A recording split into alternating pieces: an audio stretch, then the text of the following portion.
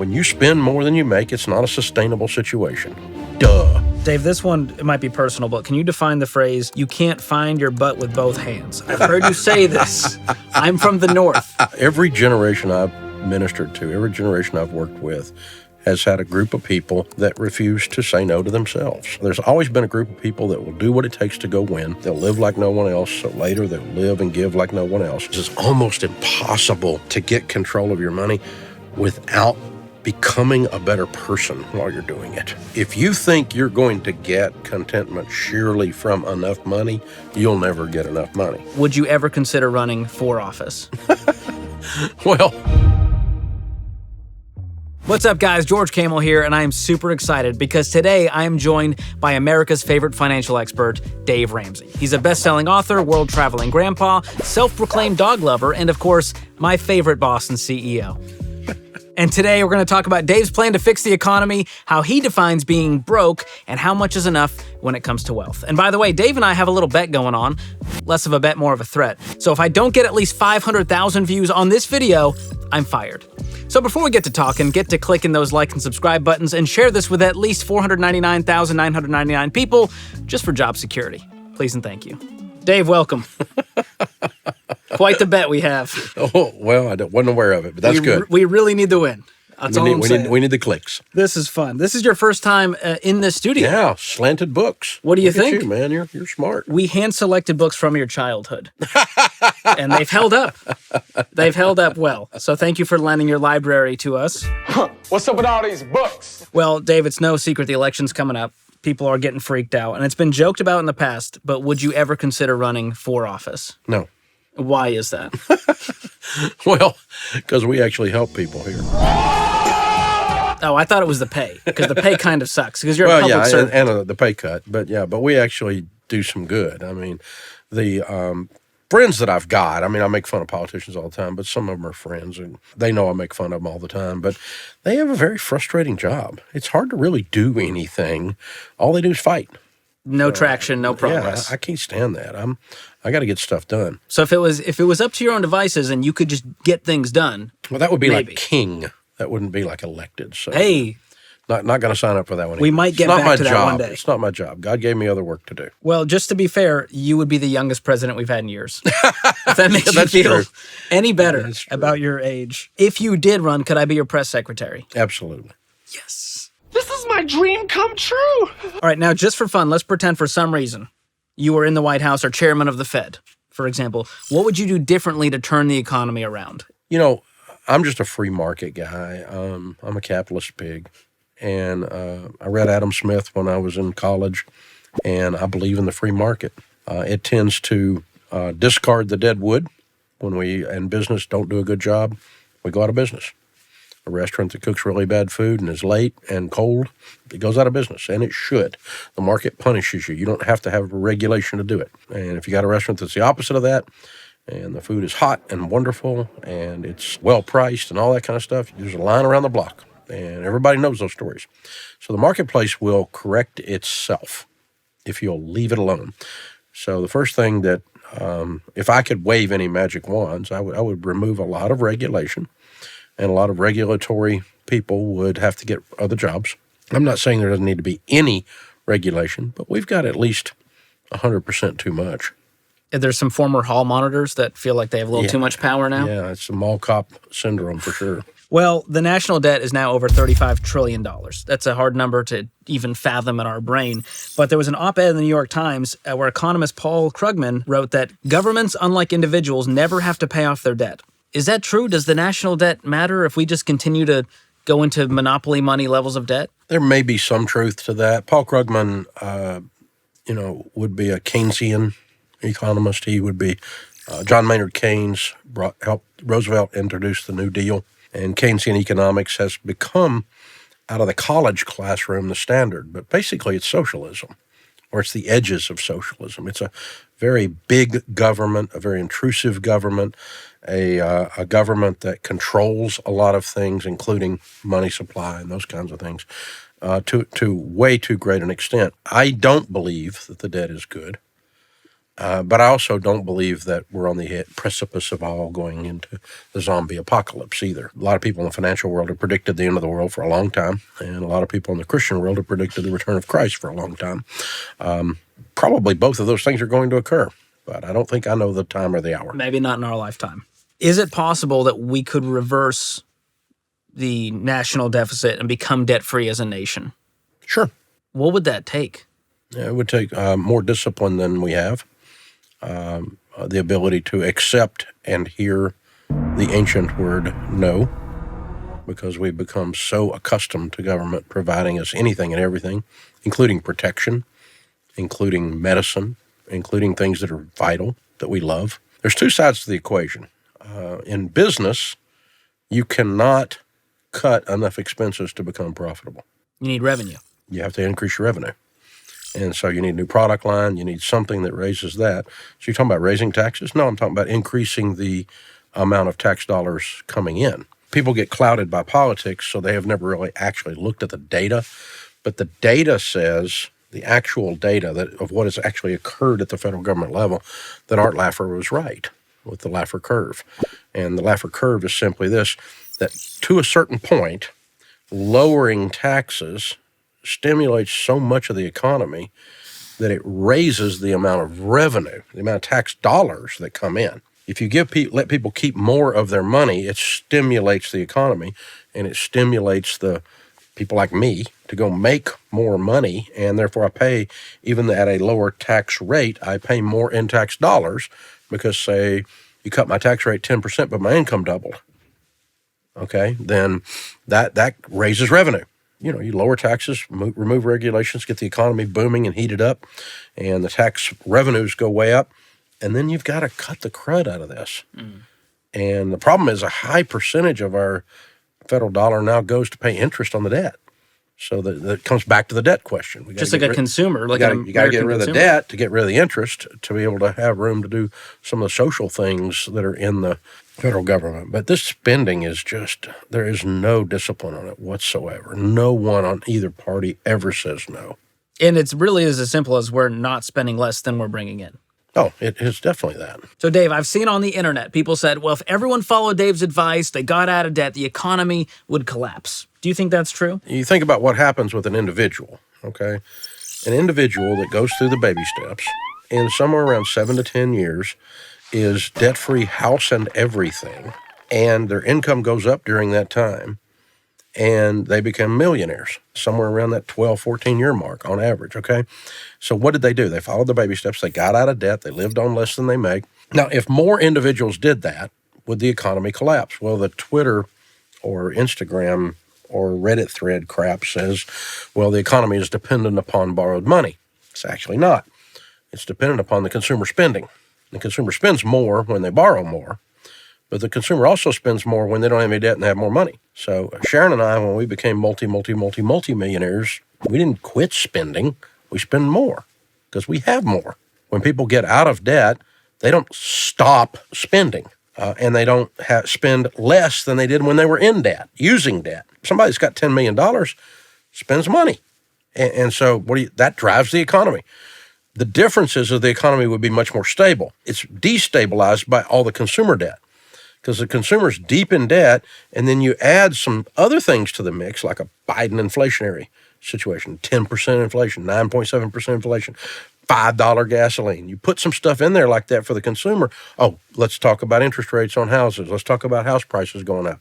See, when you put any of those things in the mix with people who are already locked in, they don't have any more room to spend. Now you slow the economy down because the consumer has to slow spending down because their disposable income's gone.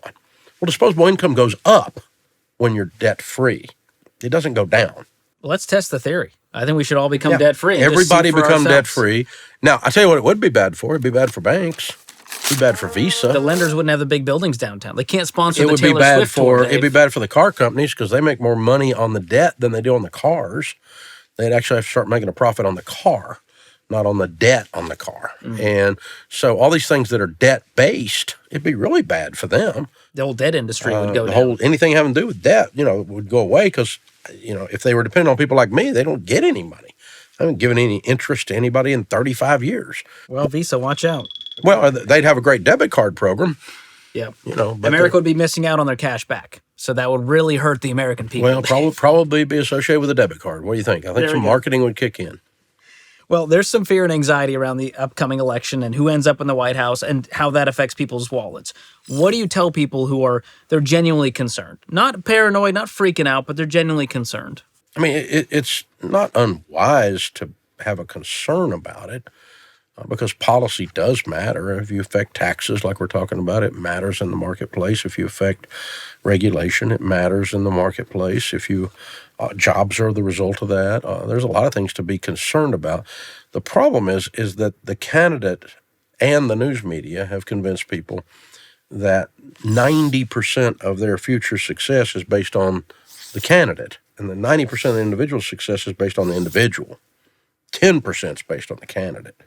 Now, I paid less taxes under Trump, so that's a good thing for me, right? You paid less taxes under Trump than I did under either one of the Democrats, and so that's that's something to look at.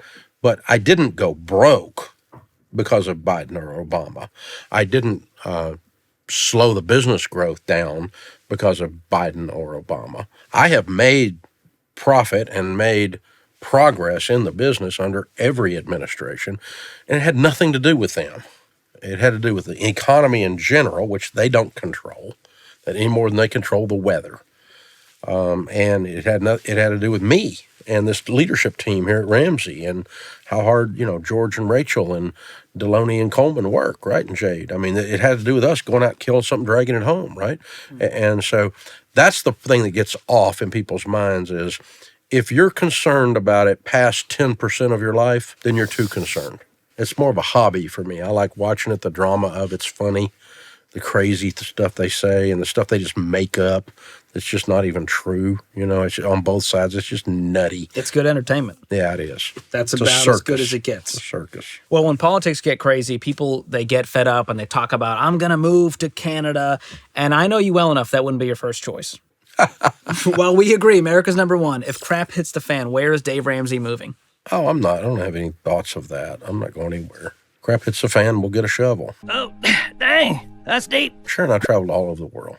We spent a lot of time in these different places, and there's not an economy as strong or a set of freedoms, even though there's a lot of stuff I'd love to see America do. I'd love to see the United States change. But, I mean, there's not people that expat and they go to Costa Rica or Bahamas or something. I mean, Costa Rica's beautiful, and it's very inexpensive to live there. But there's a reason, because there ain't nothing there. You're pretty much dumbed down to gym shorts and sandals, so you better stick with that. And Sharon and I want to do some other things. We want to see the grandbabies. We want to enjoy some of the creature comforts of life. And we like the electricity to come on when we flip the switch. Maybe it does, maybe it doesn't in some of these countries. These places are wonderful to visit, and I enjoy the different cultures and the different people, and it's one of the reasons we travel. But I've yet to find an economic system that is even 1/10 as appealing as this one anywhere that would tempt me to go running over there based on who's elected. I'm leaving. Oh, brother, give me a break, you drama queens. So aside from national debt, consumer debt is hitting all-time highs. We are number one at everything in America, the Olympics and consumer debt. What concerns you about the average American's money habits as you've been answering calls on the Ramsey Show? Doesn't seem to be getting any better. You've been doing this over 30 years. Yeah, I mean, we're not making any dent in it. But we made a dent in that one and that one and that one, but we haven't overall. Even helping 10 or 20 million people, that's still a fraction of... It's not enough. And, we've still got record student loan debt, record car debt, record credit card debt.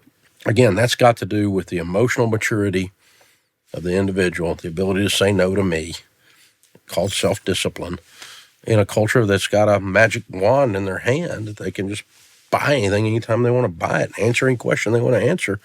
And they live in a world of magic. And it's like going to be magic that my debt's going to go away. No, it's not. You're going to end up paying the piper. Well, do you think part of that with the younger generations, because we meet the ones that are amazing, they have the discipline, they're going to become debt-free, they're going to build wealth, and we meet the ones who will never do it because of whatever reason. So do you think part of that is due to social media? We have to have this lifestyle of, smartphones and memberships and subscriptions and travel, things that maybe the older generations, there was a luxury to have that now has become an American right. No, it's not. I don't think it's generational. Every generation I've ministered to, every generation I've worked with, has had a group of people that refuse to say no to themselves. They live for the moment, and they live like children. And there's people my age that do it right now, and I'm in my 60s. I mean, it's not like this one generation has suddenly invented immaturity or suddenly invented the lack of discipline. But no, there's always been a group of people that will do what it takes to go win. They'll live like no one else, so later they'll live and give like no one else. They grow up, they're adults. The ability to delay pleasure is a sign of emotional, psychological, and spiritual maturity. And there's a group of people that will do that or come to the conclusion that that's the best way to live, and then they'll do that. And there's always a group of people that they don't think the rules apply to them of life. And I can just spend whatever I want to spend, just like the government, and I don't have to say no to me. And how dare you suggest, and you've lost context because you're old or some other bull crap. I didn't lose context. You lost context. You lost the ability to do mathematics. And so, when you spend more than you make, it's not a sustainable situation. Duh. Well, I never thought of it that way. When people say, well, Dave Ramsey's out of touch, I'm like, how many calls have you taken from real people with real money problems this week? Because you're on air, all week long talking to real people. Yeah, that would make you the most in touch, I would think. Yeah, I mean, just because I don't read YouTube comments doesn't mean I'm not in touch. You are missing out. No, I'm not. I didn't miss a thing. That's very healthy of you, Dave. What gives you hope? We talked about your concerns, what's going wrong. What gives you hope about American money habits and where they're going? The people that come on with you and I on the air and they do a debt-free scream, or they come on and tell us their story, whatever it is, or I run into them at a restaurant. I was actually dropping off some golf clubs at a golf thing this weekend, and the guy getting my bag out, started telling me his whole story. And he's a bag boy, working the thing. And he paid off $50,000 in debt. I mean, he was working down there for tips and just killing it. Just getting it, man, getting it. What really gives me hope is not that those folks are getting out of debt or getting control of their money, although they are, en masse, a lot of them. But the other thing that happens is it's almost impossible to do that, to get control of your money without becoming a better person while you're doing it. There's a personal growth that happens? They end up becoming a better dad, a better mom, a better husband, a better wife. They lose weight. Discipline begets discipline, and they start serving. They become other-centered rather than self-centered. Their generosity factor goes up. There's a whole thing that happens, and you can't just fix one tiny little area of your life or destroy one tiny little area of your life without it impacting all the other things that it's touching. And what's so beautiful about these financial transformations is they mean life transformation. And so the sociological impact of some of the stuff that you and I are doing is... It's not just math. It becomes real ripple effect generationally down in the quality and the functionality of that family increases. The stress level in the marriage goes down. The likelihood the couple's going to stay together, and therefore the kids have two parents in the house, all because they started on this money thing, but you can't fix it without fixing you. Well, it reminds me, when you sign something, you always have your signature and you write transform, Romans 12:2. Is that part of... That's it. Is that the kind of what... Be not conformed to this world, because this world is always going to be immature. This world's always going to be quick fix, get rich quick. This world's always going to be looking for a shortcut, looking for the easy way out. I want to be on easy street without doing the hard work. Don't be conformed to that. Look around you. Do you want to really be like the people you see? No, they're freaks, man. Normal is whacked. You don't want to be normal. So be not conformed to this world, but be transformed by the renewing of your mind.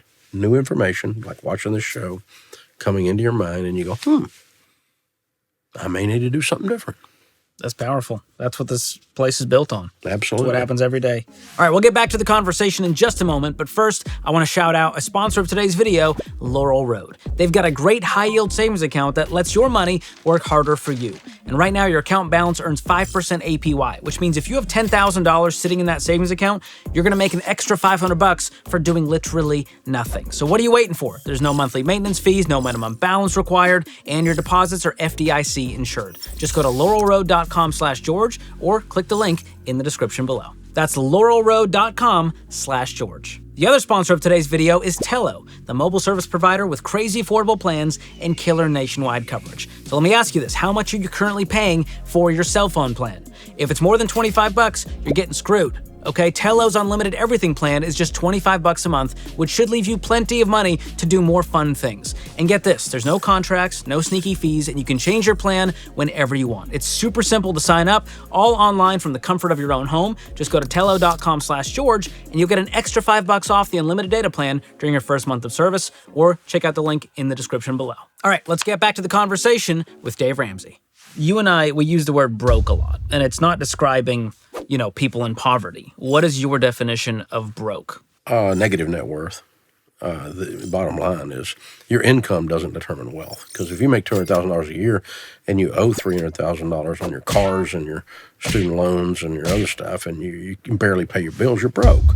You just make a lot of money and you're a broke person. Traction shows up financially in net worth. That's when debt goes down and assets go up.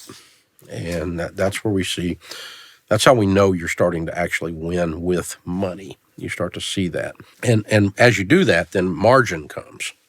And when you're not broke, you have that income coming in, and there's more and more and more of that income available to you to do future investing, to do generosity, to think longer term than just, oh God, I got to pay a bill.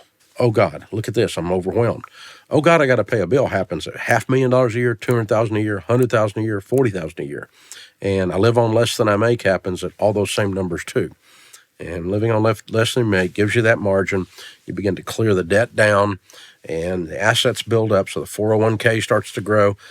Debt goes away. Even later, the mortgage goes away. And that spread becomes $1 million, and that's your first $1 million net worth. Then you know you're starting to win. But these people are walking around looking like they're rich.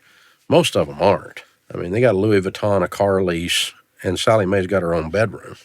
I mean, they're broke, and stressed, because it takes a lot of work to hold up an appearance that's not true. Living a lie, is that what you call it? Yeah, That's what it is. Now, on the other side, we talk a lot about building wealth. What is your definition of wealth? Is it net worth? Bob Gass, an old evangelist, Irish evangelist up in Maine, used to say, if I have the money to do God's will in my life, I'm wealthy. Whatever the Lord puts in front of me to do, if I got the money to do that, if it's something simple and I got just a small amount, then I'm wealthy. Another way of looking at it is, do you have a net worth that, that you've got the margin, so you've got some sustainability. And, you start heading towards $1 million net worth, you start to really build some real sustainability. You're debt-free, you start to build some sustainability. Think about when you go into retirement and you're in your late 60s, early 70s, and you either have a mortgage or you don't. That's wealth. You either have some money in your 401k, $500,000, million, something in there, you've been putting money in that 401k. If you did those two things, if you got $600,000 or $800,000 in your 401k, that's $60,000, $80,000 a year income for the rest of your life, and you don't have a mortgage or any other debt. You've set your life up in such a way that is wealthy. Versus the same exact person making the exact income living next door has a boat payment, 2 Sea-Doo payments, a payment on the vacation home that they had to buy to look like they could afford it, and they couldn't. They've still got a mortgage, and they're 60, 70 years old. But they live next door to this other guy who's 100% debt-free and got, $800,000 or $900K in his 401k. And over here, I got zip in my retirement, a lot of debts, and a lot of stuff sitting around looking at me, screaming at me how stupid I've been. So when you live fake rich, you become real broke. There you go. That's nice the line. TLDR right there. You should write a book. Dave, this one, it might be personal, but can you define the phrase, you can't find your butt with both hands? I've heard you say this. I'm from the North. Is this a saying? Is this like a Southernism? I've heard a lot of stuff like that my whole life growing up. Do you have a book that you all have discovered of like grandma's burns? I was trying to think. I was visualizing this of trying to find my butt with one hand, but you're saying with both hands, still couldn't find it. Still couldn't find it. Is it just a statement of intelligence? Yeah, just a sheer lack of ability. Okay. Oh, I'm glad we got that cleared up. Well, while we're talking about wealth, there seems to be this thing where millionaires, even billionaires, they always feel like they need more money. The goalpost always moves. You get $5 million, and now all of a sudden it's not enough because everyone around you has more. How do you figure out how much is enough? How do you just be content with where you're at while also still being driven to create legacy and wealth? Is there a certain number? How do you calculate that? I know there's not a number. It's a spiritual decision. The Bible says godliness with contentment is great gain. I think where people get confused on this, and we've written about this some, is the difference between contentment and lack of ambition. I work really hard. I've got plenty of money, and it's not because I'm somehow psychologically damaged and I need more money or I'm greedy or something like that. I work hard because I love what I do, but I'm very content, but I'm very ambitious. So ambition and contentment are not really on the same spectrum. It really comes down to, okay, I've done a good job of planting the field. A bumper crop of corn comes in because God provided incredible sunshine and incredible rain. I did the hard work of putting the corn in the ground. And so we're going to have a really good crop this year because of this thing that God and I did together. I'm going to reap what I sow. And if I sow sparingly, I'm going to reap sparingly. If I put 2 kernels of corn in the ground, I'm not going to get a bumper crop. And so I've got to do the work. I got to do the savings. I got to do the investing. And then voila, it'll be more money. It's God will provide the sunshine, the blessing, and the rain, the blessing. And so we can look at it and say, wow, look what God did. And thank you for using us to do it, God. And I can sit in that and go, my loving Heavenly Father who's crazy about me. And if we, being evil, know how to give good gifts to our kids, how much more so our Father in heaven? That's beautiful. Well, I think what you're getting at here is there's a deeper reason for wealth. There's an underpinning that you have that many people don't. And again, when you look at other financial YouTubers, creators out there, some of them, even just normal people, they have very thin reasons for building wealth. Well, if wealth is your God, you'll never have enough. That's the golden calf. I mean, it's an idol. And so if you think you're going to get contentment surely from enough money, you'll never get enough money. That's the thing. So it comes with this combination of spiritual maturity and looking around and going, it's okay if Sharon gets a nice purse, but if we're buying it for other people to see it, what are we, 14? I mean, we're old people. We shouldn't be buying a purse for other people to see, or a car for other people to see. I got a nice car, but I didn't buy it for anybody except because I wanted to drive it, And that's contentment. That there's no need to keep the other people happy at the stoplight, or to go, woo, look at him, he's cool. He's old and bald and in a cool car. I mean, come on. That seems to be most people driving really nice cars, to be fair. Tell me your reason for building wealth. Has it changed over time since you started doing this? Yeah, I mean, it does change in everyone. The first thing you do as you're getting control of your money is you take care of the now, the stuff that's right here. It's in your face. You got to take care of the bills. You got to get the wolf away from the door. We got to make sure the light bill's paid and there's food on the table, and take care of your own household first. And the Bible says that, and so you should do that first, and then you start. Once you kind of get that going, you go, okay, I got a little margin. I think I got that. Then you can start to kind of take your eyes off yourself a little bit. And you start looking around and go, okay, I need to do some things in the community. I need to do some things for my family tree. I want to build enough wealth that I can be outrageously generous and really impact some things in the society that need help and not wait on the government to do it. I need to go do it. There's people hurting there. Government programs have never helped hurting people as well as nonprofits have. Nonprofits always do a better job. Ministries always do a better job. People always do a better job taking care of people than the government does. And more of us need to do that. And that's a real reason to build wealth. But when you're trying to pay your bills and you're broke when you're first starting, working your debt snowball, that's a very selfish endeavor. And it should be until you get the stuff cleared away.